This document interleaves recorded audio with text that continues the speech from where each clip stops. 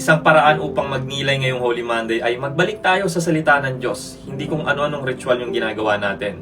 So today, babasahin po natin yung Hebrews chapter 11 at iintindihin natin ano ba talaga ibig sabihin ng word na faith. Ano ba ang biblical meaning niyan? Verse 1, sabi dito, "Now faith is the assurance of things hoped for, the conviction of things not seen." Yung word na faith dito, yung Greek word po na ginamit dyan ay pistis. Galing po yan sa root word na peitho. Ibig sabihin to persuade or to be convinced. Meaning, ang biblical faith is you are so convinced of God's truth that your life moves in response to it. Yan po yung Greek word niyan, pistis.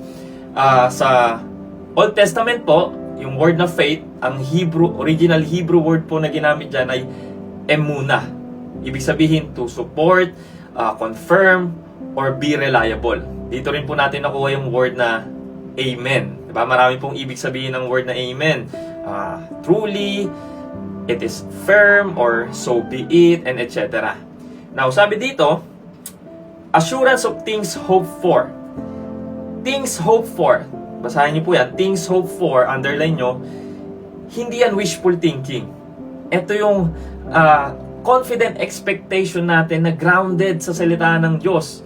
Ibig sabihin, ang faith daw po, faith brings the future promises of God into present confidence of every believer.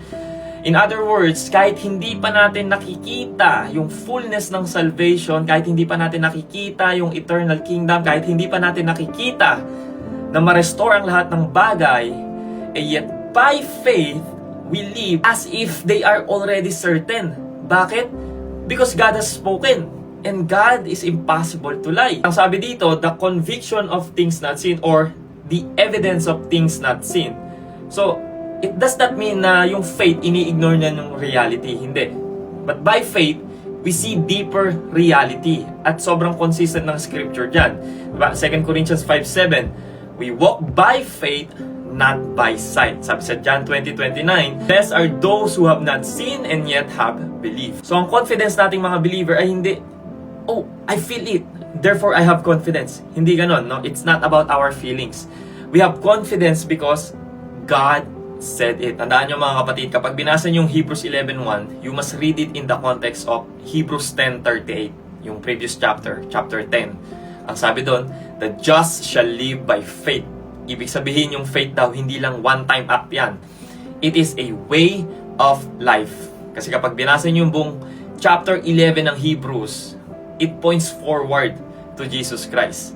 Because Jesus Christ is the fulfillment of all God's promises. Ang galing, no? Christ-centered pa rin. Kasi ang scripture lagi ang pinopoint si Jesus Christ.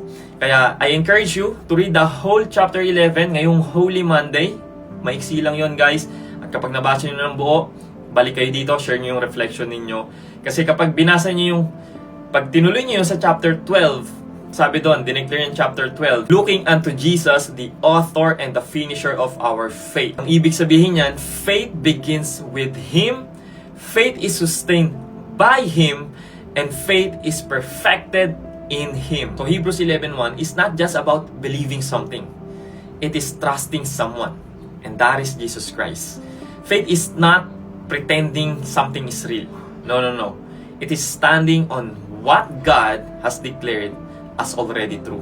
Ibig sabihin, even if I don't see it, I believe. Even if I don't feel it, I trust. Even if I don't receive it, I will follow. And that's the real faith, mga kapatid. Amen?